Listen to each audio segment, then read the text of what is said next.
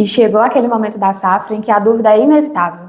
Qual espécie a gente produz agora? E nessa safra em específico, a gente tem recebido muitas perguntas sobre o surubim, né? E já era esperado, até porque o nosso mercado ele tem uma oferta de surubim que às vezes é muito baixa em relação ao consumo. Então os piscicultores estão em busca de sanar essa lacuna, né? Ofertar mais surubim no mercado, já que a gente tem demanda. E aí chega o momento que o produtor vai atrás desse surubim para poder produzir em sua piscicultura. E pode ser que ele se depare com diferentes surubins, né? E aí a dúvida é, só por ser surubim, já compensa trazer para a minha piscicultura? Posso escolher qualquer um deles? E aí antes de responder essa pergunta, a gente precisa entender que surubim é um grupo de peixes, né? Entre ali tá os peixes de couro. E esses peixes, eles podem ser de diferentes espécies. Por exemplo, o pintado, né, a caixara, o jundiá, são espécies puras. Além das espécies puras, nesse grupo nós temos também os híbridos. E o híbrido surge da união de espécies puras. Então, eu quero um híbrido que vai unir duas outras espécies puras e esse novo híbrido, ele traz, né, características desejáveis das espécies que eu utilizei no cruzamento.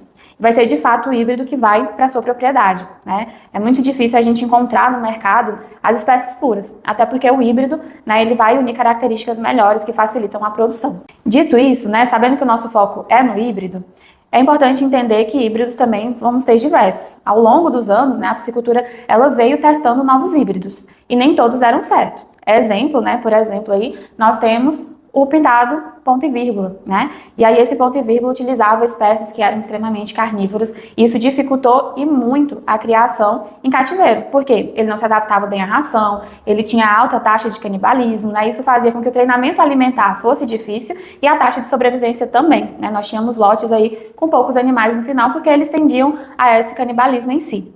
Mas em contrapartida, nós temos também híbridos bem consolidados, né, híbridos que a gente já conhece o manejo alimentar, que a gente já consegue produzir bem, né, em cativeiro, que é, por exemplo, o pintado amazônico.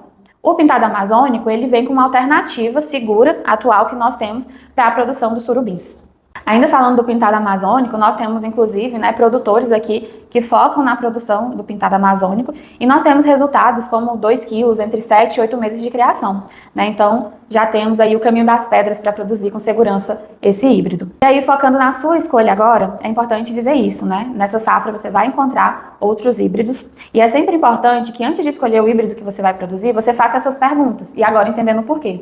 Pergunte quais foram as espécies puras que originaram aquele animal e dê uma investigada a mais nessas espécies puras. Só de entender quais elas são, você vai conseguir ter indícios de como que vai ser o treinamento alimentar desse animal, como que vai ser o desempenho. Por exemplo, o pintado amazônico, ele envolve, né, a caixara com o jundiá amazônico. Ambos são carnívoros, mas o jundiá, ele tem uma plasticidade alimentar maior, ele aceita melhor a ração, né, diferente das espécies puras que foram utilizadas lá no ponto e vírgula que eu falei. Então, só de conhecer quais foram as espécies puras utilizadas, você consegue entender se esse animal é uma boa ou não para ti. Outro ponto muito importante é, questione a quem está te vendendo sobre o desempenho desses animais. Como que é o desempenho dentro da piscicultura aqui na nossa região? O que eu espero de crescimento desse animal? E aí, só de fazer essas perguntas, você vai ter uma segurança maior em entender se é bom ou não ir para esse híbrido em específico. E ainda assim restar dúvidas, não hesite em chamar a TEC. Nós estamos aqui com consultorias para te dar suporte em qualquer época da criação, inclusive nesse momento de escolha da espécie que você vai trabalhar.